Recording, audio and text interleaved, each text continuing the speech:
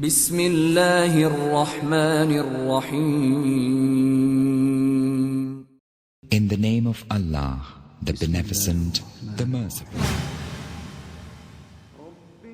رب اشرح لي صدري ويسر لي أمري واحلل عقدة السلام عليكم ورحمة الله وبركاته. إن الحمد لله نحمده ونستعينه ونستغفره ونعوذ بالله من شرور أنفسنا ومن سيئات أعمالنا. من يهده الله فلا مضل له ومن يضلل فلا هادي له. وأشهد أن لا إله إلا الله وحده لا شريك له وأشهد أن محمدا عبده ورسوله. أما بعد، فإن خير الحديث كتاب الله وخير الهدي هدي محمد صلى الله عليه وسلم وشر الأمور محدثاتها وكل محدثة بدعة وكل بدعة ضلالة وكل ضلالة في النار. أعوذ بالله السميع العليم من الشيطان الرجيم. إن إبراهيم كان أمة قانتا لله حنيفا ولم يكن من المشركين. رب اشرح لي صدري ويسر لي أمري واحلل عقدة من لساني يفقهوا قولي. رب زدني علما رب زدني علما رب زدني علما. حمد و صلاة کے بعد کتاب التوحید کے دروس کا سلسلہ جاری ہے. آج انشاءاللہ اس سلسلے کی چوتھی کڑی پیش کی جا رہی ہے، اور اس درس میں اس کتاب کا تیسرا باب یعنی تیسرا چیپٹر انشاءاللہ بیان کیا جائے گا، جس کا عنوان ہے باب من حقق التوحید دخل الجنہ بغیر حساب. باب من حقق التوحید دخل الجنہ بغیر حساب. اور حسب عادت مؤلف نے اس باب کے اوپر یا اس باب کے عنوان کے اوپر اللہ تبارک و تعالیٰ کا یہ کلام عطف کیا ہے. وقولہ تعالی، یعنی یہ باب ہے اس شخص کے بیان میں جس نے توحید کو متحقق کیا، توحید کو انجام دیا. کما حقہ، وہ جنت میں بغیر حساب و کتاب کے جائے گا. اور اس آیت کریمہ کا بیان ہے جو آیت کریمہ ابراہیم علیہ السلام کے بارے میں اللہ تبارک و تعالیٰ نے نازل فرمائی ہے، جو سورہ نحل کی 120 نمبر کی آیت ہے. اللہ تبارک و تعالیٰ کا ارشاد ہے ان ابراہیم کان امتا قانتا للہ حنیفا ولم یک من المشرکین. اور اس کے بعد میں مؤلف نے ایک اور آیت کا ٹکڑا یا ایک آیت اور اس کے بعد حدیث اور چند باتیں اس کے ساتھ بیان کی ہیں. اس عنوان کا باب من حقق التوحید دخل الجنہ بغیر حساب، اس سے پہلے کا باب جو گزرا تھا وہ باب تھا باب فضل التوحید، توحید کی فضیلت کا بیان، لا الہ الا اللہ کے کلمے کی فضیلت. اور جس نے اللہ تبارک و تعالیٰ کے ساتھ شرک نہیں کیا، اللہ کی توحید پر قائم رہا، اللہ تبارک و تعالیٰ وحدہ لا شریک کی عبادت کرتا رہا، بجا لایا، اس کی فضیلت کے سلسلے میں پچھلا باب گزرا ہے. اور یہ باب اس کے یعنی اعلیٰ مقام کا بیان ہے. توحید کی فضیلت یقیناً اپنی جگہ، لیکن اس باب کے اندر بات یہ تھی کہ بندہ موحد تو ہے، توحید والا تو ہے، لیکن اس کے اعمال کے اندر ہو سکتا ہے تھوڑی کمی رہ جائے، کبھی کبھار وہ کچھ گناہوں کا بھی ارتکاب کر لے تو اہل ایمان تو ہے، اہل توحید تو ہے، جہنم کے اندر ہمیشہ نہیں رہے گا۔ اگر اللہ نے اپنی مشیت سے اس کو جہنم میں ڈالا بھی تو اللہ کے وعدے کے مطابق، چونکہ وہ توحید والا بندہ تھا، غیر اللہ کی عبادت سے اپنے آپ کو بچانے والا بندہ تھا، تو ایک نہ ایک دن اللہ تبارک و تعالیٰ اسے جہنم سے نکال کر جنت میں داخل فرمائیں گے۔ لیکن اس باب میں جس نوعیت کے ایمان والوں کا بیان ہے، وہ پہلے باب کے اندر جو جن لوگوں کا بیان تھا ان سے اعلیٰ قسم کے لوگوں کا یہاں پر بیان ہے۔ اور جن لوگوں نے یعنی توحید کو بھی بخوبی بجا لائے، وہ لوگ گناہوں کا ارتکاب بھی نہیں کیا، اعمال صالحہ کے اندر کسی طرح کی کمی بھی نہیں چھوڑی، تو ایسے لوگوں کا بیان ہے یہاں پر۔ اور یہ لوگ، اس کیٹیگری کے لوگ، اس مقام اور مرتبہ تک پہنچے ہوئے لوگ جنت میں بلا حساب و کتاب جائیں گے، بلا حساب و کتاب جائیں گے، جن لوگوں کا یہاں یہ بیان ہو رہا ہے۔ کہتے ہیں کون وہ شخص ہے جس کے بارے میں یہ کہا جائے کہ اس نے توحید کو کما حقہ انجام دیا یا توحید کا حق ادا کر دیا؟ من حقق التوحید، سمجھ گئے؟ توحید کا حق کس نے ادا کیا؟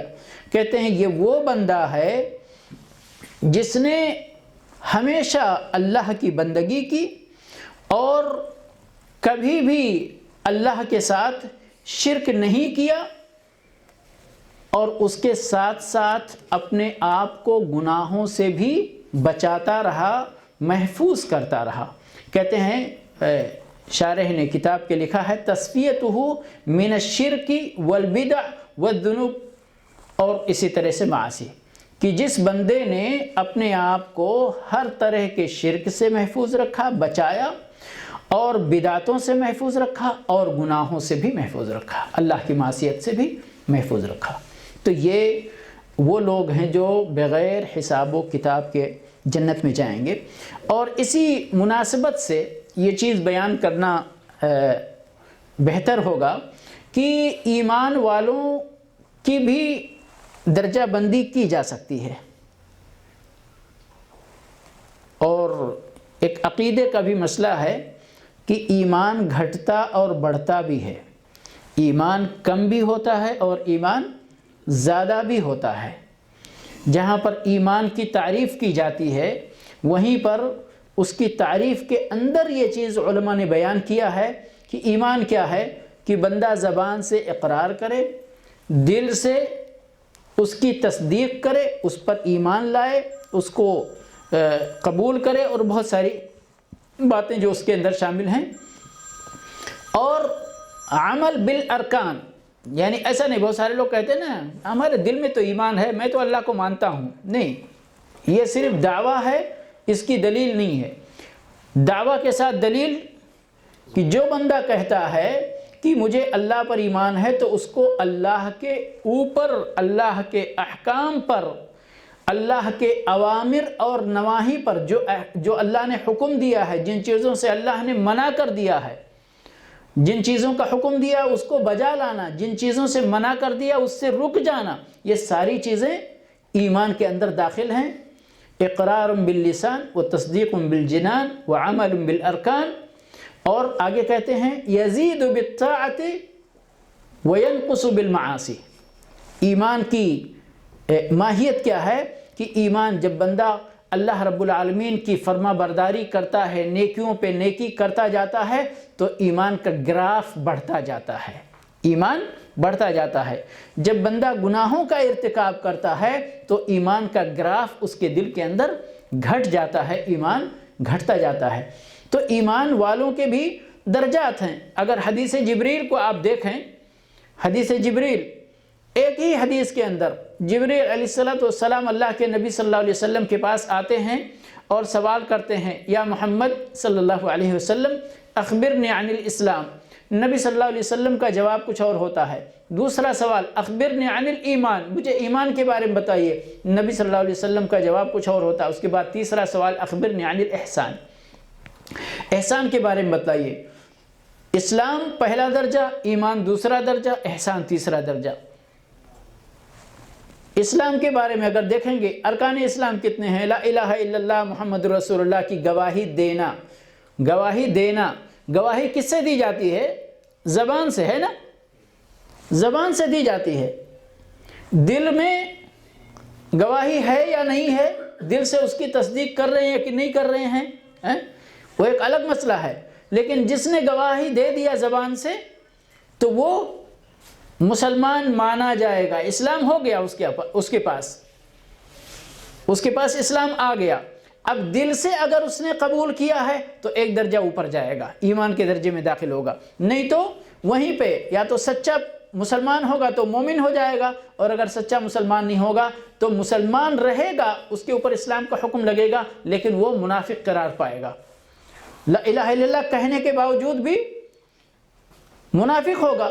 اور منافقوں کے بارے میں اللہ تبارک و تعالیٰ نے کیا فرمایا؟ ان المنافقین فی الدرک الاسفل من النار، منافق لوگ کیا ہے؟ جہنم کے بالکل نچلے درجے میں ہوں گے۔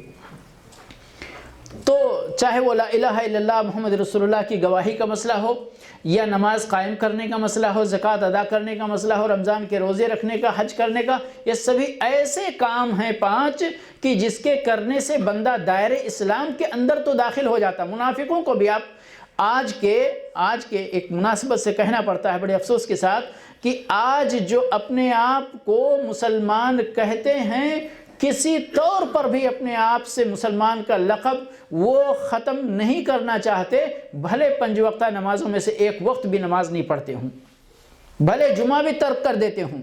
منافقوں کو اپنے آپ کو مسلمان ثابت کرنے کے لیے 5 وقتہ نمازوں کا پابند بنانا پڑا۔ منافق بھی فجر کی نماز بھی پڑھتے تھے لیکن سستی کرتے تھے نماز میں کچھ، کیونکہ اب نماز میں تو کھڑے ہو گئے، اب آپ کیا پڑھ رہے ہیں وہ آپ جانتے ہیں، آپ کا رب جانتا ہے۔ تو وہاں پر جہاں پر معاملہ ان کے اور ان کے رب کے درمیان، تہاں پر منافق فیل ہو جایا کرتے تھے۔ لیکن جہاں پر مسلمان اور مسلمان کا معاملہ تھا، ہم تو نہیں جانتے نا کسی کے دل میں کیا ہے، تو دل کا معاملہ کس کے سپرد ہے؟ اللہ کے سپرد ہے۔ وہی جانتا ہے کون سچا مسلمان ہے، کون پکا مسلمان ہے، کون منافق مسلمان ہے۔ اور ایمان کا مسئلہ، پھر ایمانیات، وہاں پر کوئی مسئلہ نہیں، ایمان باللہ ہو گیا، ملائکہ ہو گیا، کتب ہو گیا، رسول ہو گیا، یوم الآخر ہو گیا، اور تقدیر خیر و شر ہو گیا، سب کا سب پورا ایمان سے اس کا تعلق، دل سے اس کا تعلق ہے۔ کس کے دل میں کتنا ایمان ہے اللہ رب العالمین ہی کو پتہ ہے۔ اس کے بعد میں احسان کا مرتبہ دیکھیے، یہ دونوں مرتبے سے بندہ جب آگے پہنچتا ہے، اوپر پہنچتا ہے، تو احسان کے درجے میں پہنچتا ہے۔ احسان کے درجے میں کیا اللہ کے نبی صلی اللہ علیہ وسلم نے بیان فرمایا ان تعبد اللہ کأنک تراہ فإن لم تکن تراہ فإنہ یراک۔ اتنا ایمان ہونا چاہیے تمہارے دل کے اندر اللہ تبارک و تعالیٰ پر، اس کے وجود پر، اس کے ذات پر، اس کی ذات پر، اس کی قدرت پر، اس کے سمیع بصیر علیم خبیر ہونے پر، کأنک تراہ، گویا کہ تم اس رب کو عبادت کرتے ہوئے اپنے سامنے پاتے ہو۔ فإن لم تکن تراہ، اس کے اندر 2 مرتبہ ہے، اس مرتبے میں 2 مرتبہ ہے۔ پہلا مرتبہ تو یہ ہے کہ بندے کے اندر اتنا ایمان ہو کہ وہ اپنے رب کو اپنے سامنے پائے، اور اگر اتنا ایمان نہیں ہو سکے تو کم سے کم اتنا ایمان تو ہے کہ یہ بندگی کر رہا ہے، نماز پڑھ رہا ہے، اللہ اسے دیکھ رہا ہے۔ فإن لم تکن تراہ فإنہ یراک۔ تو عرض یہ کر رہا تھا کہ درجات ہوتے ہیں مسلمانوں کے اندر، اور ایمان کے ساتھ توحید ہونے کے باوجود بھی توحید والوں میں بھی 3 درجہ بندی کی جا سکتی ہے، 3 کیٹیگری میں ان کو تقسیم کیا جا سکتا ہے۔ ایک ہی آیت کے اندر اللہ تبارک و تعالیٰ نے ان تینوں کیٹیگری کو بیان فرمایا ہے۔ سب توحید والے ہیں، سب ایمان والے ہیں۔ فرمایا ثم اورثنا الكتاب الذين اصطفينا من عبادنا، کتاب کا وارث ہم نے کن کو بنایا؟ اپنے بندوں میں سے جن کو چنا۔ یہ تو چن لیا اللہ نے، ایمان والے ہو گئے، ٹھیک ہے۔ اس کے بعد اب ان میں سے فَمِنْهُمْ ظَالِمٌ لِنَفْسِهِ ایک درجہ، وَمِنْهُمْ مُقْتَصِدٌ دوسرا درجہ وَمِنْهُمْ سَابِقٌ بِالْخَيْرَاتِ بِإِذْنِ اللَّهِ. یہاں اللہ تبارک و تعالیٰ نے نیچے سے درجہ بندی کی ہے. توحید والے سبھی ہیں، ایمان والے سبھی ہیں، چنندہ سبھی ہیں، ٹھیک ہے. لیکن فَمِنْهُمْ ظَالِمٌ لِنَفْسِهِ، توحید والا تو ہے لیکن کبھی انسان ہے نا، انسان ہے، برائیوں کا ارتکاب ہو جاتا ہے، اپنے نفسوں پہ ظلم کر بیٹھتا ہے بندہ، اللہ کی معصیت کر کے، اللہ کی نافرمانی کر کے، گناہوں کا ارتکاب کر کے، ٹھیک ہے. ایمان والا ہے لیکن یہ سب سے نچلے درجے میں ہے. اس کے بعد وَمِنْهُمْ مُقْتَصِدٌ، دوسرا درجہ، یہ بیچ والے ہیں، یہ بیچ والے ہیں. ان کا حال کیا ہے؟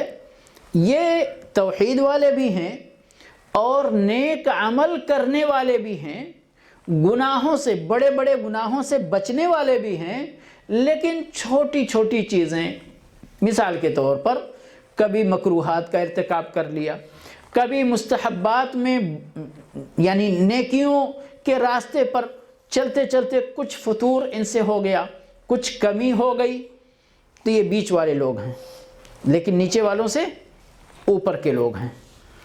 اس کے بعد تیسرے لوگ کون ہیں؟ وَمِنْهُمْ، انہی میں سے، وَمِنْهُمْ سَابِقٌ بِالْخَيْرَاتِ بِإِذْنِ اللَّهِ، ہر خیر کے کام میں سبقت لے جانے والے لوگ ہیں، سبقت لے جانے والے لوگ ہیں، آگے بڑھ کر خیر کا کام کرنے والے ہیں. ان سے کبھی چوک نہیں ہوتی ہے، اور اگر کبھی چوک ہو بھی جائے تو پھر ان کا کیا حال ہوتا ہے؟ فوری طور پر اللہ رب العالمین سے توبہ کرتے، استغفار کرتے، رجوع کرتے، روتے، گڑ گڑاتے اپنے گناہوں کی معافی مانگ لیتے ہیں. سمجھئے؟ تو یہ تین کیٹیگری کے لوگ ہیں. اب انہی تینوں کو گویا کہ یہ وہ لوگ ہیں جنہوں نے توحید کو کما حقہ اپنی زندگی میں برتا ہے، اللہ سے ہر لحظہ ڈرتے رہے ہیں، اللہ کی یاد ہمیشہ ان کے ذہنوں میں، ان کے دل دماغ میں، اللہ سے غفلت ان کے پاس نہیں ہے، ہمیشہ اللہ کو یاد کرتے اور اللہ کی طرف دوڑ لگاتے ہیں، اللہ کی طرف دوڑ لگاتے ہیں، ہر خیر کے کام میں سبقت لے جاتے ہیں. اب اس عنوان کے ساتھ مؤلف رحمہ اللہ نے عنوان کیا ہے؟ باب من حقق التوحید دخل الجنہ بغیر حساب. جس نے توحید کا حق یعنی ادا کیا، کما حقہ، توحید کو انجام دیا، تو دخل الجنہ بغیر حساب، وہ جنت میں بغیر حساب اور کتاب کے داخل ہوں گے، بغیر حساب اور کتاب کے داخل ہوں گے. حدیث بھی ہے انشاءاللہ آگے آ رہی ہے، لیکن مراد یہاں ابھی جو یہ کیٹیگریاں چل رہی تھیں، تو پہلی کیٹیگری جو تھی توحید والے ہیں لیکن گناہوں کا ارتکاب ہو جا رہا ہے، ٹھیک ہے. تو اب گناہوں کا ارتکاب ہو جا رہا ہے، انہی کو تو اللہ رب العالمین نے اپنے اس کلام کے اندر استثناء کیا ہے، ان اللہ لا یغفر ان یشرک بہ، لیکن اس کے بعد کیا فرمایا؟ وَيَغْفِرُ مَا دُونَ ذَلِكَ لِمَنْ يَشَاءُ، اللہ شرک جیسے گناہ عظیم کو معاف نہیں کرے گا. جس کے پاس توحید نہیں ہے اس کی مغفرت کی کوئی امید نہیں ہے. اس کے بعد اگر توحید والا ہے بندہ تو وَيَغْفِرُ مَا دُونَ ذَلِكَ، دون ذالک یعنی شرک کے گناہ سے نیچے کے جو گناہ ہیں اللہ تبارک و تعالی معاف کر سکتا. وَيَغْفِرُ مَا دُونَ ذَلِكَ، اللہ معاف کر دے گا شرک سے نیچے کے گناہوں کو، لیکن کس کے لیے؟ آگے اللہ رب العالمین نے فرمایا لِمَن یشاء، جس کے لیے چاہے گا، یعنی اس کو اپنی مشیت کے اندر رکھا، اس کو اپنی مشیت کے اندر رکھا. اب یہیں پہ دیکھیے جو خارجی خوارج جن کو کہتے ہیں، جو مسلمانوں کی ایک جماعت ہے اور جن کی وجہ سے اس امت کے اندر فتنے نے جنم لیا، فتنہ پیدا ہوا، وہ یہی خوارج کا فرقہ ہے۔ ان کا کہنا کیا ہے کہ نہیں، کسی نے اگر گناہ کبیرہ کا ارتکاب کر لیا تو وہ کافر ہو گئے، دائرہ اسلام سے خارج ہو گئے۔ یہی یہاں دیکھ رہے ہیں اللہ رب العالمین کی آیت ہے وَيَغْفِرُ مَا دُونَ ذَلِكَ۔ دون ذالک کیا ہے؟ یعنی شرک سے نیچے کے گناہ۔ مسئلہ صاف ہے، آیت بالکل واضح ہے، اس کے اندر یعنی کوئی پردے کی بات نہیں ہے یا کوئی بہت زیادہ پیچیدگی نہیں ہے سمجھنے میں۔ ان اللہ لا یغفر ان یشرک بہ، بے شک اللہ تبارک و تعالیٰ اس بات کو معاف نہیں فرمائے گا کہ اس کے ساتھ شرک کیا جائے، یعنی شرک کا گناہ، ٹھیک ہے۔ وَيَغْفِرُ مَا دُونَ ذَلِكَ، لیکن اس کے بعد شرک سے نیچے گناہ اللہ معاف فرما دے گا۔ کیا سب کے لیے؟ اگر اتنے پہ اللہ اکتفا کرتا اپنے کلام کے اندر وَيَغْفِرُ مَا دُونَ ذَلِكَ، تو ہم اللہ سے یہ پوری امید بلکہ یقین کے ساتھ کہتے کہ ہاں جن کے اندر شرک نہیں اللہ رب العالمین سب کو معاف فرمائے گا، لیکن اللہ رب العالمین نے خود ہی دو کلمے آگے بڑھا دیے، فرمایا لمن یشاء، اللہ شرک سے نیچے کے گناہ معاف فرمائے گا لیکن جس کے لیے چاہے گا، اور جس کے لیے نہیں چاہے گا اس کا مطلب کیا ہوا؟ اس کو نہیں معاف کرے گا۔ علماء نے یہاں کہا پھر نہیں معاف کرے گا تو کیا ہونے والا ہے اس کے ساتھ؟ اس کو اپنی مشیت سے جتنے دن اللہ چاہے گا اس کے گناہوں کی سزا کے طور پر اس کو جہنم کے اندر داخل کرے گا، اور پھر اس کو جہنم سے نکال کر جنت میں لائے گا۔ تو یہ جو مومنوں کی یا مسلمانوں کی، ایمان والوں کی جو ابھی کیٹیگری بیان کی گئی کہ گنہگار مسلمان اور یہ درمیان والے کہ جن سے گناہوں کا ارتکاب زیادہ نہیں، بعض چھوٹی موٹی غلطیاں ہوتی رہیں، چھوٹی موٹی کوتاہیاں نیکیوں میں ہوتی رہیں، یہ دوسرا، اور یہ تیسرا درجہ کہ جو لوگ سباقین تھے، خیر کی طرف، بھلائی کی طرف دوڑ لگانے والے لوگ تھے، تو وہ لوگ تو یقیناً بلا حساب و کتاب جنت کے اندر جائیں گے۔ یہاں اس کے بعد یہ عنوان کا مسئلہ تھا، اللہ تبارک و تعالیٰ نے جو ابراہیم علیہ السلام کے بارے میں فرمایا، اور مؤلف رحمہ اللہ نے گویا کہ بطور مثال یہاں ابراہیم علیہ السلام کے سلسلے میں اس آیت کو ذکر کیا ہے، اور اس آیت کو ذکر کر کے یہ بتایا ہے کہ سارے ان توحید والے لوگوں کے لیے ابراہیم علیہ السلام کی مثال ہے، ابراہیم علیہ السلام نمونہ ہیں ہمارے لیے، آئیڈیل ہیں ہمارے لیے، توحید والوں کے لیے، اور توحید میں اعلیٰ ڈگری رکھنے والوں کے لیے سب سے اونچا معیار یعنی مینٹین کرنے والوں میں سے، بالکل مومنوں کا ایمان کی اعلیٰ مثال تھے ابراہیم علیہ السلام۔ اور اس آیت کو مؤلف رحمہ اللہ نے چنا ہے۔ اس آیت کے اندر ابراہیم علیہ السلام کی 4 خوبیاں اللہ تبارک تعالیٰ نے بیان فرمایا، 4 خوبیاں فرمایا۔ ان ابراہیم کان امہ، پہلی خوبی، قانتا، دوسری خوبی قانتا للہ، تیسری خوبی حنیفا، اور چوتھی خوبی وما کان من المشرکین ولم یکن من المشرکین۔ دوسری جگہ یہ جو میرے الفاظ نکلے ہیں وہ ولم یکن من المشرکین، اس آیت کا ٹکڑا ہے۔ یہ 4 خوبیاں ہیں ابراہیم علیہ السلام کے نزدیک کے اندر، اور یہ 4 سبھی خوبیاں انسان کے اندر ایمان کو پائے تکمیل تک پہنچاتی ہیں۔ ان ابراہیم کان امتن، امہ کس کو بولتے ہیں؟ امہ کے کئی معنی ہوتے ہیں، سمجھ گئے؟ یہاں پر امہ کے معنی جو مشہور معروف معنی ہے امت کا وہ جماعت ہے نا، جماعت کے معنی ہوتے ہیں، لیکن یہاں پر جو معنی ہے امام کے معنی میں ہے، امام کے معنی میں ہے، قدوہ نمونہ کے معنی میں ہے، اسوہ کے معنی میں ہے، آئیڈیل کے معنی میں ہے، کہ ابراہیم علیہ السلام اللہ کے برگزیدہ بندے، چنے ہوئے بندے، توحید کا اعلیٰ معیار قائم کرنے والے بندے اپنی زندگی کے اندر جو رہتی دنیا تک کے ایمان والوں کے لیے آئیڈیل ہیں، نمونہ ہیں، ان کے امام ہیں۔ ان کے امام ہیں۔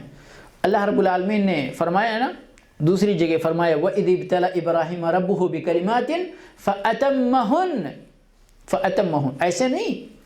ایسے نہیں امام بنا دیا اللہ تبارک و تعالیٰ نے ابراہیم علیہ السلام کو، آزمایا۔ اور یہ ایک الگ کہانی ہے کہ ابراہیم علیہ السلام سبھی انبیاء کو آزمایا گیا، اس میں کوئی دو رائے نہیں ہے، کسی کی آزمائش کم رہی کسی کی زیادہ رہی، اس سے قطع نظر آزمائش سب کی ہوئی ہے، لیکن ابراہیم علیہ السلام کی آزمائش آپ دیکھیں شروع ہوتے ہی، یعنی کہ وہ پورا کا پورا معاشرہ کفر والا معاشرہ تھا، اور یعنی شرک اور کفر کی انتہا کو پہنچے ہوئے، مٹی سے ہی بنا کر کے اپنے ہاتھوں سے ہی بنا کر کے بت کو اپنے عبادت گاہ میں رکھ کر اس کو پوجتے تھے، ستاروں کو پوجتے تھے، سورج چاند کو پوجتے تھے۔ نمرود اسی زمانے میں موجود تھا جو اپنی ربوبیت کا اعلان کر چکا تھا، موسیٰ علیہ السلام کا جس طرح فرعون سے مقابلہ، تو یہ ساری چیزیں ابراہیم علیہ السلام کے لیے پہلی آزمائش کی سیڑھی ہے۔ اس ماحول میں ابراہیم علیہ السلام آنکھ کھولتے ہیں، اللہ رب العالمین نے انہیں اپنی رحمت سے ہدایت سے نوازا، اپنی قوم والوں سے بحث مباحثہ ہوتی رہی، ڈیبیٹ ہوتے رہے، نتیجہ کیا ہوا؟ اسی نوجوانی کے عالم میں اپنا گھر بار ملک سب کچھ خیر بات کہنا پڑا۔ کہاں کے ابراہیم علیہ السلام کہاں پیدا ہوئے تھے؟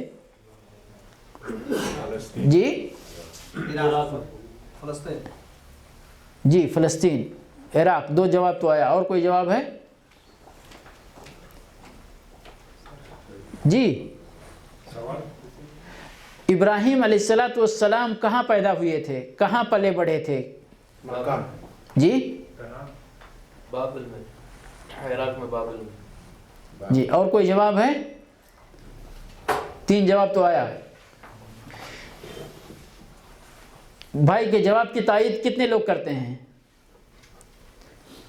بس باپ بیٹے؟ اچھا نہیں، ایک اور۔ جی عراق میں بابل ایک جگہ ہے، غالباً ہو سکتا ہے ابھی بغداد ہے یا کون سی جگہ ہے، لیکن عراق کا وہ بابل شہر پرانا نام ہے بابل، جی آج بھی اسی نام سے ہے جی۔ تو وہاں پہ پیدا ہوئے تھے، اور یہ عالم تھا ان کے معاشرے کا، چھوڑنا پڑا، ہجرت کیے، اور کیا ہے ابراہیم علیہ السلام قرآن میں آیا ہے انی ذاہب الی ربی سیہدین، میں تو اپنے رب کی طرف جا رہا ہوں، وہ مجھے راستہ دے گا، وہ میرے لیے دروازے کھولے گا۔ وہیں سے چلتے چلتے راستے میں ظالم بادشاہ نے آپ کی بیوی پہ یعنی ایک طرح سے اغوا کروایا ہے زبردستی، اس کو اپنے محل میں بلایا، دوسری آزمائش، اور آگے بڑھتے ہیں، اور بادشاہ کے ساتھ وہ مناقشہ جو ہوا کہ میرا رب تو زندگی اور موت دیتا ہے، اس نے کہا میں بھی زندگی اور موت دیتا ہوں۔ پھر ابراہیم علیہ السلام، یہ ڈائلاگ کا فن ہے، اس پر بحث نہیں کیا کیونکہ وہ بحث کرنے سے فائدہ نہیں تھا وہاں پر، اس سے اوپر کی چیز کہا میرا رب تو سورج کو مشرق سے لاتا ہے، تم رب ہے تو مغرب سے لا کر دکھا دو، فبہت الذی کفر۔ سمجھ گئے؟ آگے بڑھتے ہیں، آزمائش مزید۔ اسماعیل علیہ السلام بڑھاپے کی عمر میں پیدا ہوتے ہیں، اور پیدا ہوتے ہی صرف وہ نہیں بلکہ ان کی ماں اور وہ دونوں کو اللہ کا حکم ہوتا لے جاؤ مکہ میں چھوڑاؤ۔ مکہ آج کی طرح نہیں تھا، مکہ میں کچھ بھی نہیں تھا اس وقت، کچھ بھی نہیں تھا، کچھ بھی نہیں تھا، پرندے میں نہیں رہتے تھے، بالکل بے آب ہو گیا، وہاں چھوڑ کر آؤ۔ وہ اپنی ایک کہانی الگ ہے، گئے، چھوڑ کر آ گئے۔ اسماعیل علیہ السلام جن کو چھوڑا تھا تھوڑے بڑے ہوئے، تو اللہ نے کہا ان کو ہمارے لیے ذبح کر دو، ان کو ہمارے لیے ذبح کر دو۔ یہ سارے مرحلے ایک کے بعد ایک، ایک کے بعد ایک، مشکل سے مشکل ترین مرحلہ آتا رہا آپ کی زندگی میں، لیکن ابراہیم علیہ السلام کسی بھی آزمائش میں فیل نہیں ہوئے۔ اللہ نے فرمایا، یہ اللہ تصدیق کر رہا ہے، وَإِذِ ابْتَلَىٰ إِبْرَاهِيمَ رَبُّهُ بِكَلِمَاتٍ، تو ابراہیم نے کیا کیا؟ اللہ نے ان کو آزمایا چند باتوں کے ذریعے، تو ابراہیم نے کیا کیا؟ اللہ گواہی دے رہا ہے، فَأَتَمَّهُنَّ، اللہ نے ابراہیم نے ان سبھی کلمات کو پورا کیا، یعنی سبھی آزمائشوں کے اندر پورے اترے، کامیاب ہوئے۔ تو اللہ نے کیا کہا؟ انی جاعلک للناس اماما، اے ابراہیم اب تو ہم نے آزما لیا، آپ امامت کے قابل ہیں، انی جاعلک للناس اماما، اب میں آپ کو پوری دنیا والوں کے لیے، سارے لوگوں کے لیے امام بنا رہا ہوں، امام بنا رہا ہوں۔ تو ان ابراہیم کان امتا قانتا للہ، اللہ کے مطیع تھے، فرما بردار تھے، اور مطیع اور فرما بردار ہونے کے ساتھ ساتھ اس فرما برداری اور اطاعت گزاری پر ثابت قدم تھے اور مخلص تھے۔ یہ سبھی معنی پائے جاتے ہیں۔ کبھی بھی تزلزل نہیں ہوا آپ کے قدم میں، ڈگمگاہٹ نہیں آئی، کبھی آپ جمے رہے، اٹل رہے، آزمائشیں آتی رہیں، آزمائشوں کے طوفان آتے رہے اور جاتے رہے، لیکن ابراہیم علیہ السلام اپنے ایمان پر ڈٹے رہے۔ تب جا کر اللہ رب العالمین نے آپ کو یہ امامت عطا فرمائی۔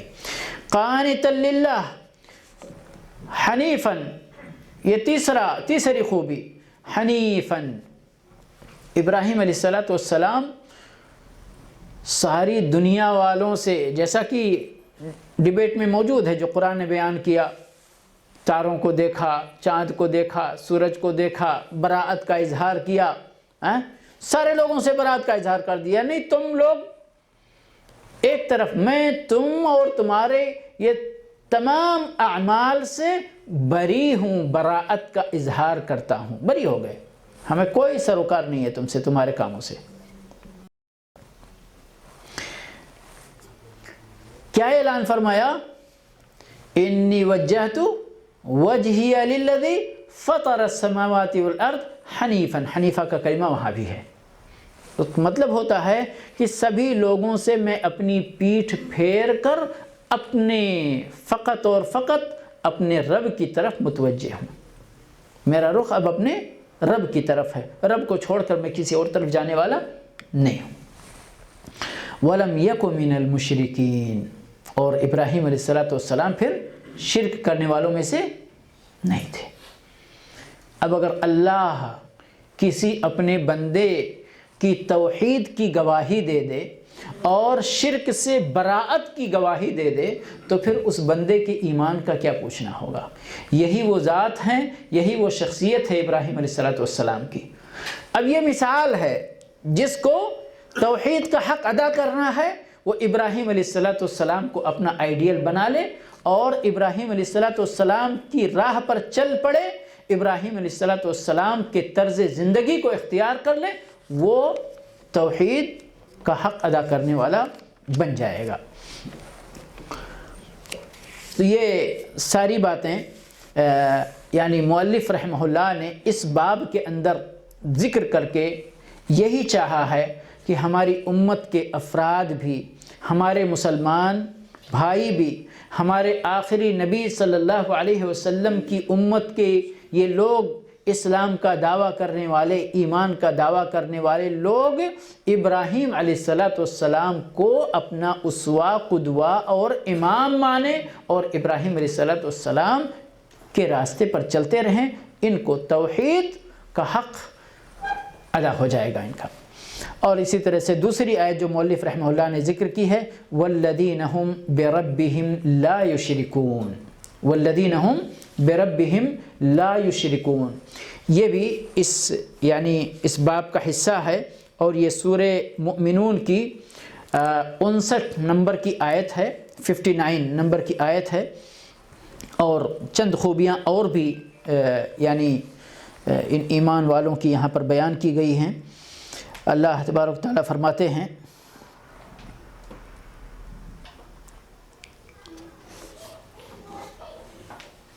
فرمایا ان الذین هم من خشیۃ ربهم مشفقون، ایمان والوں کی اور جو بات ہوتی آ رہی ہے کہ بے شک جو لوگ اپنے رب کی خشیت سے ڈرتے ہیں، رب سے ڈرتے ہیں، خوف کھاتے ہیں، والذین هم بآیات ربهم یؤمنون، اور وہ لوگ جو اپنے رب کی آیتوں پر ایمان رکھتے ہیں، والذین هم بربهم لا یشرکون، اور وہ لوگ جو اپنے رب کے ساتھ کسی چیز کو بھی شریک نہیں ٹھہراتے ہیں، کوئی شرک نہیں کرتے ہیں، والذین یؤتون ما آتوا وقلوبهم وجلہ انہم الی ربہم راجعون۔ یہ آیت جو میں نے ابھی پڑھی ہے بہت عظیم آیت ہے میرے بھائی، اور اس آیت کے اندر حقیقی ایمان والوں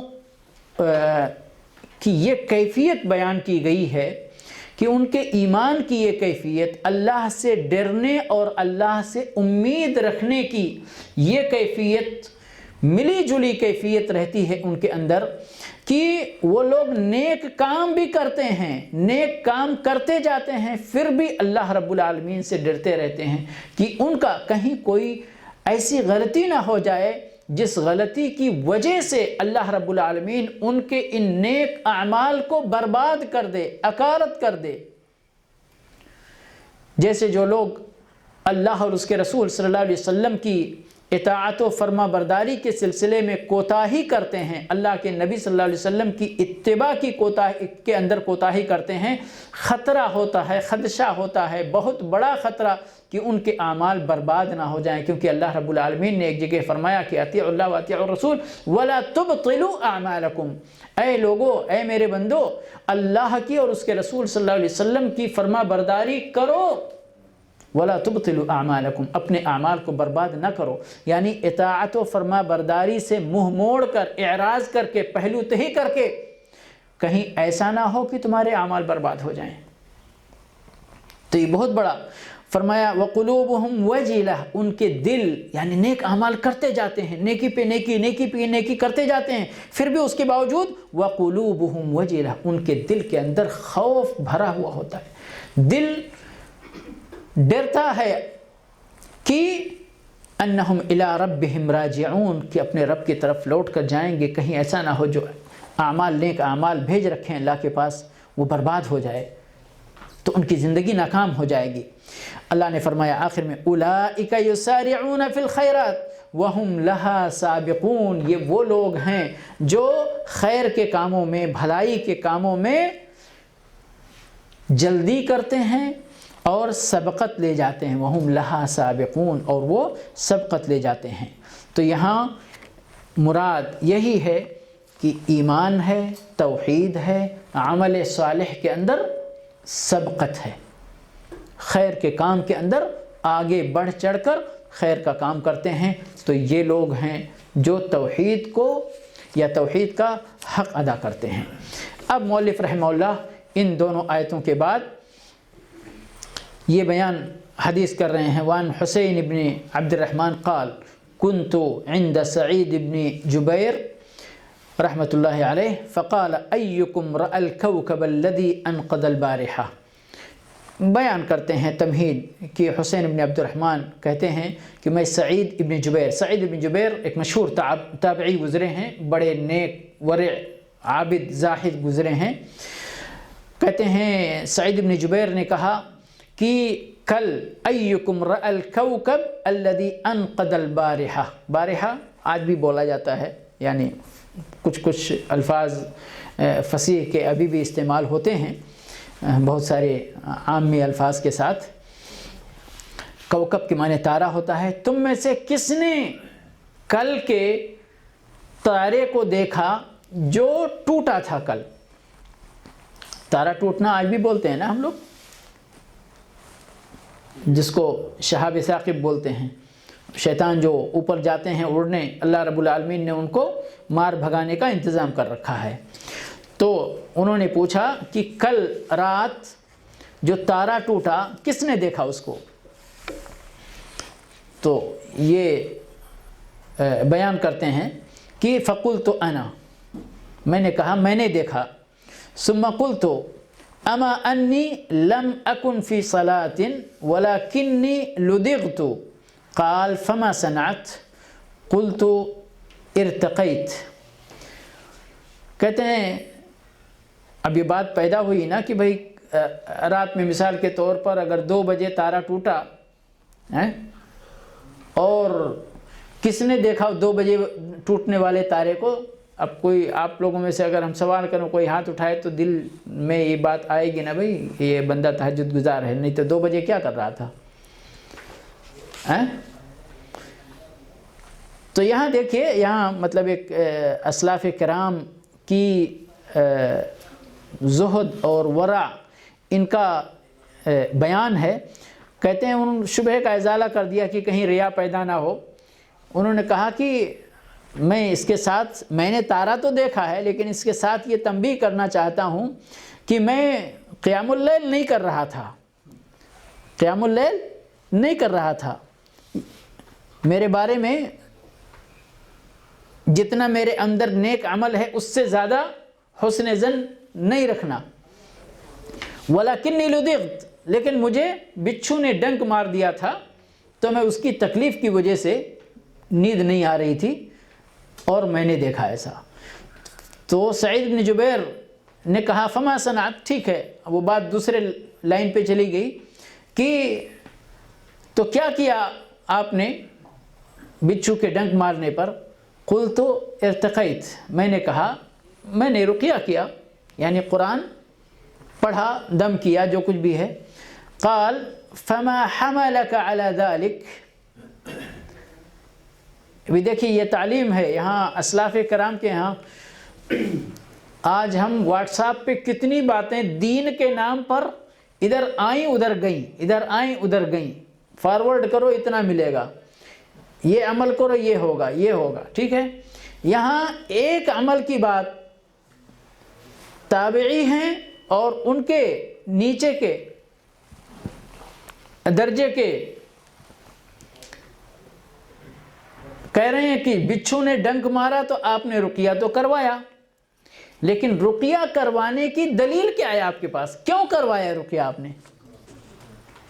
آج ہم کتنے کام کر جاتے ہیں کبھی دلیل نہیں پوچھتے، اور ہمارے ماشاءاللہ کچھ اچھے بھائی ہیں ہمارے، تو بات کوئی کہتا ہے دلیل مجھ سے مولوی صاحب سے پوچھتے ہیں۔ اور دیکھو اس میں سبق ہے، جو آپ کو بتائے اسی سے دلیل پوچھو، ہے کہ نہیں ہے؟ جو کام کسی کام کے بارے میں بولے یہ کام کرنا ہے، یہ بات کہنی ہے، اس کا یہ اجر ہے، اس کا، تو اسی سے فوراً دلیل پوچھو، کیونکہ اسی کا حق بنتا ہے نا بھائی دلیل۔ وہ کبھی کبھی چلو ٹھیک ہے، اگر کوئی ہم تو کہتے ہیں نا کہ صحیح بات کچھ ہوتی ہے جس کی یعنی کتاب و سنت میں جس کی کوئی بنیاد ہوتی ہے تو آسانی سے بھئی الحمدللہ کتاب و سنت ہمارے سامنے ہے تو تھوڑی سی تلاش کرنے پہ مل جاتی ہے، لیکن کبھی کبھی چیزیں بالکل بے بنیاد ہوتی ہیں، حتیٰ کہ کسی موضوع حدیث میں بھی اس کا ذکر نہیں ہوتا ہے۔ کبھی کبھی ایسی چیزیں ہوتی ہیں کسی موضوع حدیث میں بھی اس کا ذکر نہیں ہوتا، پھر ہم تلاش کرتے رہتے، تھکتے رہتے کہیں نہیں ملتا، پھر مجبور ہو کہ بھائی مجھے نہیں ملا، کہنا پڑتا ہے۔ لیکن جس نے آپ کو یہ چیز بتائی ہے، جس نے یہ چیز بھیجا، اگر آپ پلٹ کر اسی سے سوال کر لیں تو بھئی اگر چاہے اس نے کسی کتاب میں پڑھا ہوگا، کہیں کسی سے مولوی سے سنا ہوگا، جو بھی ہوگا، تو اس کا حق بنتا ہے کہ آپ تحقیق کریں۔ جیسے یہاں تابعی کہتے ہیں وما فما حملك على ذلك، یہ آپ کو بچھو نے ڈسا تو رقیہ کرانے پہ آپ کو کس چیز نے آمادہ کیا؟ کیوں کروایا آپ نے رقیہ؟ کیا جواب دیتے ہیں؟ قل تو میں نے کہا کہ میرے پاس حدیث ہے، میرے پاس حدیث ہے اللہ کے رسول صلی اللہ علیہ وسلم کی، اس لیے میں نے رقیہ کروایا۔ کہتے ہیں قل تو حدیث حدثناہ الشعبی، میرے پاس ایک حدیث ہے جس کو شعبی نے بیان کیا۔ قال وما حدثکم، شعبی نے کیا حدیث بیان کیا آپ سے؟ قل تو کہتے ہیں حدثنا عن بریدہ ابن الحصیب انہ قال، کہتے ہیں لا رقیۃ الا من عین او حما، کہتے ہیں رقیہ صرف دو چیزوں کے لیے، ایک کسی کو نظر بد لگ جائے یا کسی کو کسی زہریلے موذی کیڑے مکوڑے سانپ بچھو اس طرح سے چیز نے ڈس لیا ہو، تو زہریلے سانپ یا بچھو یا کسی ایسی چیز کے ڈسنے سے یا نظر بد لگنے سے رقیہ کرنا جائز ہے۔ یہ حدیث میرے سامنے تھی تو میں نے رقیہ کروایا۔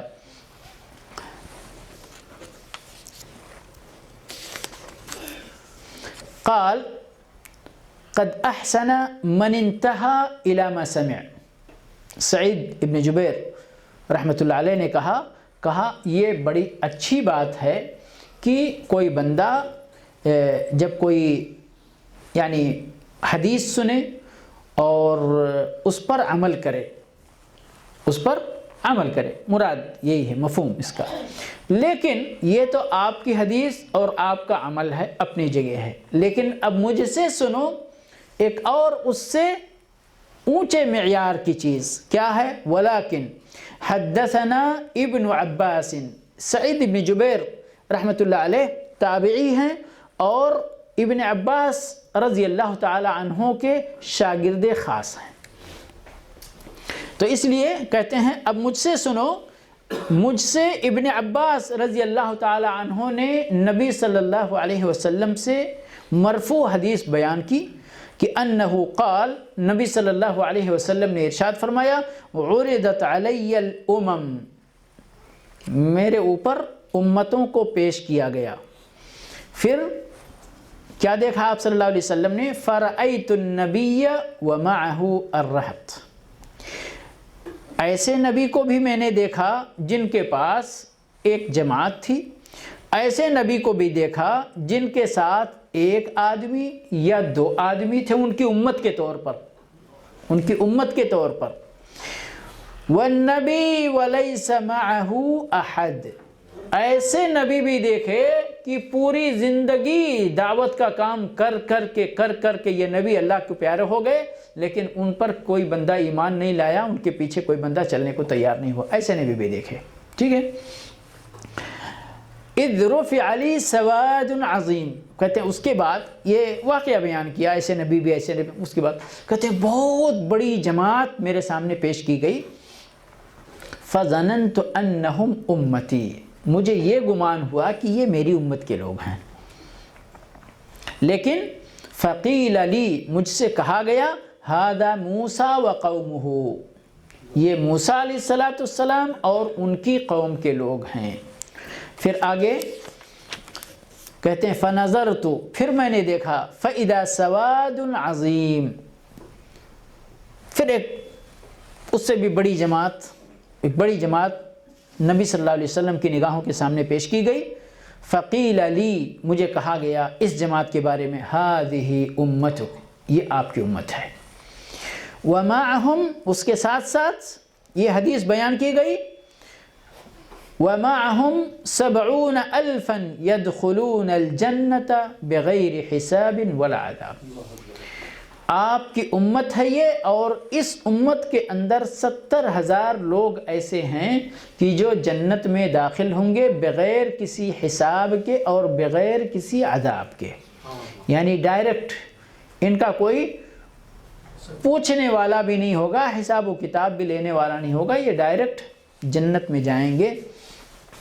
ثم نحد فدخل منزلہ، پھر نبی صلی اللہ علیہ وسلم اٹھ کر اپنے گھر میں تشریف لے گئے، اندر چلے گئے، فخاض الناس فی اولئک، اب لوگوں کے درمیان آپس میں چیمی گوئیاں شروع ہوئیں کہ بھائی یہ کون لوگ ہیں 70,000 جو جنت میں بغیر حساب کے اور بغیر عذاب کے جائیں گے، کیونکہ نبی صلی اللہ علیہ وسلم یہی اتنی بات چھوڑ کر چلے گئے تھے، گھر میں چلے گئے۔ فقال بعضهم، اب آپس میں بات چیت ہو رہی ہے صحابہ کرام، جس طرح ہم لوگ بھی بات چیت کرتے، صحابہ کرام بھی تو انسان تھے، الحمدللہ اللہ نے ان کو اپنے رسول کی صحبت کے لیے چن رکھا تھا۔ فقال بعضهم بعض لوگوں نے کہا فلعلهم الذين صحبوا رسول اللہ صلی اللہ علیہ وسلم، یہ رسول اللہ صلی اللہ علیہ وسلم کے صحابی ہیں۔ بعض لوگوں نے کہا، دیگر لوگوں نے فلعلهم الذين ولدوا في الاسلام فلم يشركوا بالله شيئا، نہیں ہو سکتا ہے یہ وہ لوگ ہوں گے جن کی پیدائش اسلام کے اندر ہی ہوئی ہے، یعنی وہ توحید پر ہی پیدا ہوئے اور توحید پر ہی مر گئے، شرک ان کی زندگی میں کبھی داخل ہی نہیں ہوا۔ اب جو لوگ اللہ کے نبی صلی اللہ علیہ وسلم کے زمانے میں مسلمان ہوئے تھے، سارے لوگ، کسی نے آدھی زندگی گزاری تھی کفر میں، کسی نے آدھی سے زیادہ، کسی نے کچھ، ہے کہ نہیں ہے؟ تو یہ صحابہ کرام چونکہ اپنے اپنے اجتہاد کے مطابق یہاں رائے دینے کا یعنی مجال مفتوح تھا، میدان کھلا ہوا تھا، تو سب لوگ اپنے اپنے ثوابدید کے مطابق جو جس کے دل میں آ رہا تھا بتا رہے تھے۔ وَذَكُرُ اشیاء، اور لوگوں نے اور بھی باتیں کہیں اپنی اپنی رائے کے مطابق۔ پھر کیا ہوا؟ فخرج علیہم رسول اللہ صلی اللہ علیہ وسلم، پھر رسول اللہ صلی اللہ علیہ وسلم گھر میں چلے گئے تھے، پھر دوبارہ آپ باہر آئے۔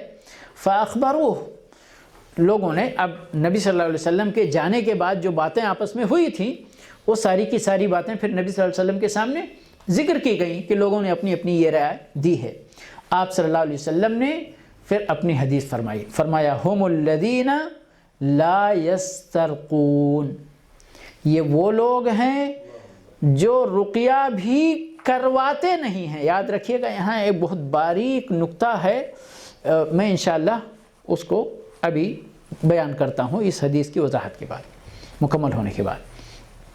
ہم الذین لا یسترقون، یہ وہ لوگ ہیں جو رقیہ طلب نہیں کرتے ہیں، یعنی میں آپ کے پاس آؤں یا کسی رقیہ کرنے والے کے پاس جاؤں اور کہوں بھائی یہ دیکھو مجھے یہ پریشانی ہے، آپ ذرا رقیہ کر دیجئے، یہ معنی ہو گیا اس حدیث کا، ٹھیک ہے۔ وَلَا يَكْتَوُونَ، اور اسی طرح سے کئی نہیں کرواتے ہیں۔ کئی ایک پرانے زمانے کا طریق علاج تھا اور ابھی بھی یعنی کسی نہ کسی شکل میں کہیں نہ کہیں کسی نہ کسی تھیوری کے اندر یہ پایا جاتا ہے، جلانے کا، جی جی داغنے کا، ہاں جی جی جی ہاں کوئی دوا کا اثر نہیں پڑ رہا تھا جی، تو میرا کون سر نے یہاں لگا دیا، ہاں تو نکل گیا۔ سبحان اللہ۔ تو یہ تھا اور بہرحال یعنی ایک طریقہ چلتا تھا اور لوگوں کو فائدہ ہوتا رہا ہوگا، جب ہی چلتا رہا ہوگا بہرحال جو۔ تو یہ بھی ہے کہ وہ کئی نہیں کرواتے ہیں، یعنی داغنے کا طریقہ علاج اختیار نہیں کرتے ہیں۔ ولا یتطیرون، اور بدشگونی اختیار نہیں کرتے ہیں۔ وعلی ربہم یتوکلون، اپنے رب پر کما حقہ توکل کرتے ہیں، کما حقہ توکل کرتے ہیں۔ اسی کے ساتھ حدیث ختم ہو گئی، اور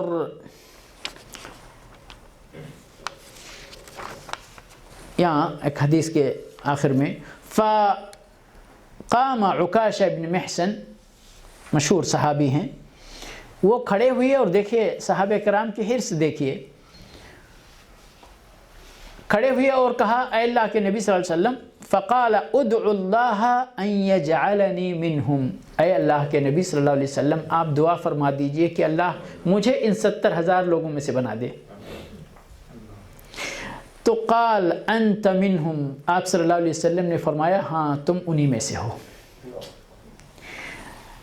ثم قام رجل آخر، پھر ایک دوسرے آدمی کھڑے ہوئے، دوسرے صحابی کھڑے ہوئے، فقال ادعو اللہ ان یجعلنی منہم، اے اللہ کے رسول صلی اللہ علیہ وسلم میرے لیے بھی دعا کر دیجئے، اللہ مجھے بھی ان 70,000 لوگوں میں سے بنا دے۔ یہاں اللہ کے نبی صلی اللہ علیہ وسلم نے ایک جملہ فرمایا، وہ آج تک ابھی زبان زد عام و خاص ہے، کبھی کبھی لوگ دوسری جگہ بھی استعمال کرتے ہیں، کہتے ہیں سبقک بہا عکاشہ، عکاشہ تم سے سبقت لے گئے اس دعا طلبی کے اندر، انہوں نے پہلے دعا طلب کی تو میں نے ان کے لیے دعا کر دی، اب جتنے لوگ بیٹھے ہیں سب کے لیے دعا نہیں ہوگی، آگے وہ اللہ کے نبی صلی اللہ علیہ وسلم کے سامنے کوئی مصلحت رہی ہوگی، ورنہ تو آپ صلی اللہ علیہ وسلم اپنے صحابی کی کسی طلب کو ٹھکراتے نہیں تھے۔ لیکن جو حدیث ہے وہ اسی طرح ہے۔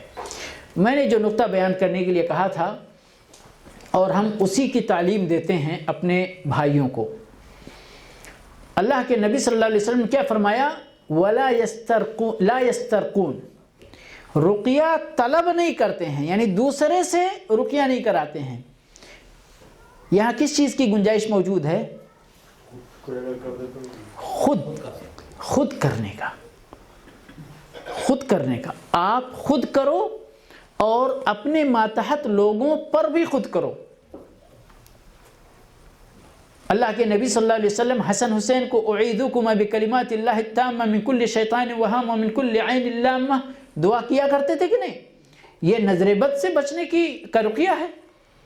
اللہ کے نبی صلی اللہ علیہ وسلم خود حضرت عائشہ رضی اللہ تعالیٰ عنہ فرماتی ہیں کہ روزانہ آپ شام کو جب بستر پر آتے تھے تو آیت الکرسی پڑھ کر بھی ہاتھ میں پھونکتے تھے، پھر بدن پر ملتے تھے، تینوں قل پڑھ کر ہاتھ پہ پھونکتے تھے اور بدن پر ملتے تھے۔ رقیہ ہی تو ہے یہ۔ تو خود اگر کوئی کرتا ہے تو وہ اس زمرے سے باہر نہیں ہوگا، ہے کہ نہیں؟ لیکن جو بندہ جا کر راقی کے پاس جاتا ہے، جو خاص طور پہ پیشہ ورانہ جن کا یہ مشغلہ بن گیا ہے، وہ تو بڑا مسئلہ ہے، تو باقاعدہ ان کی ایک کمائی کا ذریعہ بھی ہے کہ نہیں ہے؟ پیشہ بنا کے رکھا ہے، دکان کھول کے رکھا ہے۔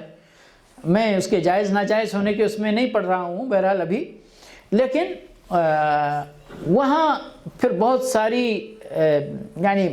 سارے شائبے داخل ہو جاتے ہیں، کیونکہ جہاں پر دنیا طلبی کی بات آ جائے تو مسئلہ خراب ہونے لگتا ہے۔ اب یہاں ایک چیز اور ایک وضاحت کہ اللہ پر توکل کے خلاف جتنی باتیں نہیں ہیں ان میں کوئی حرج کی بات نہیں ہے۔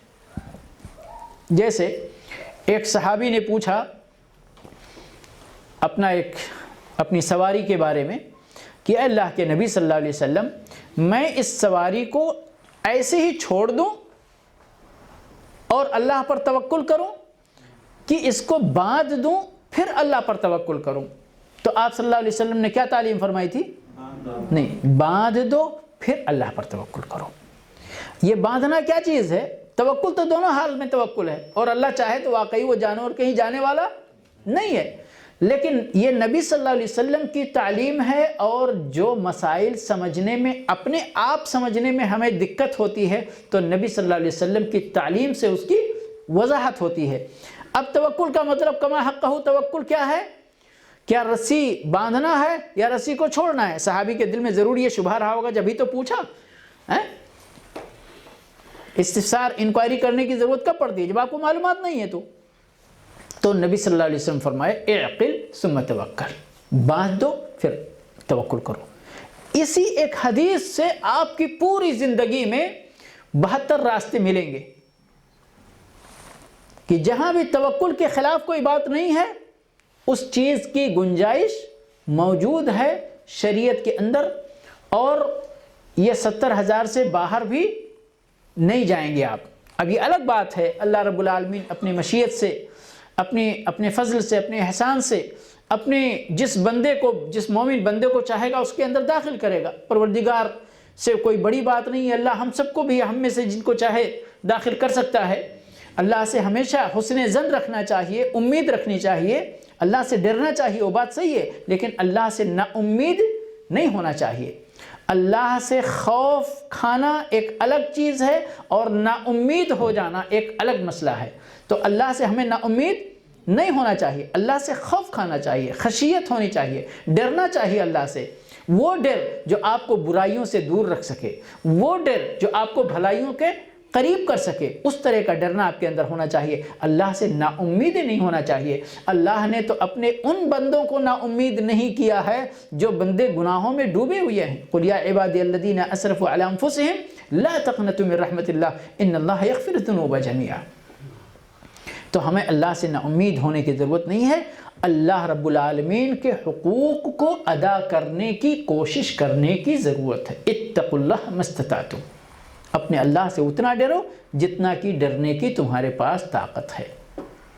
تو اسی کے ساتھ یہ باب ختم ہوتا ہے، اور اس پورے خلاصے کے طور پر توحید کا حق ادا کرنے والا نبی تو سبھی ہیں، لیکن مثال اور امام جن کو بنایا ہے وہ کون سی ذات ہے؟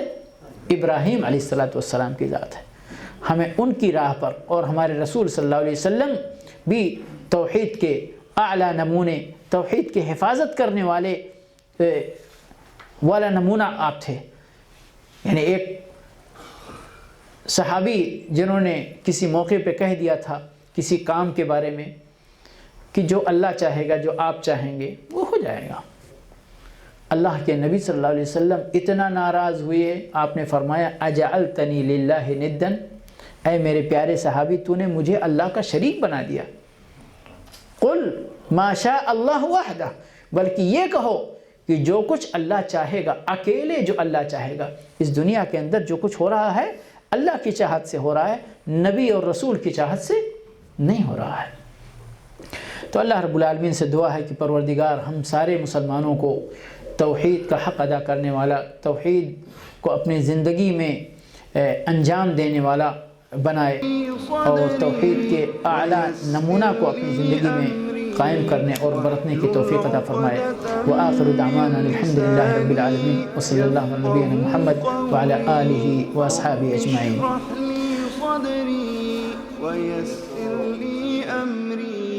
واحلل عقدة من لساني يفقهوا قولي رب اشرح لي صدري ويسر لي أمري واحلل عقدة من لساني يفقهوا قولي رب اشرح لي صدري ويسر لي أمري واحلل عقدة من لساني يفقهوا قولي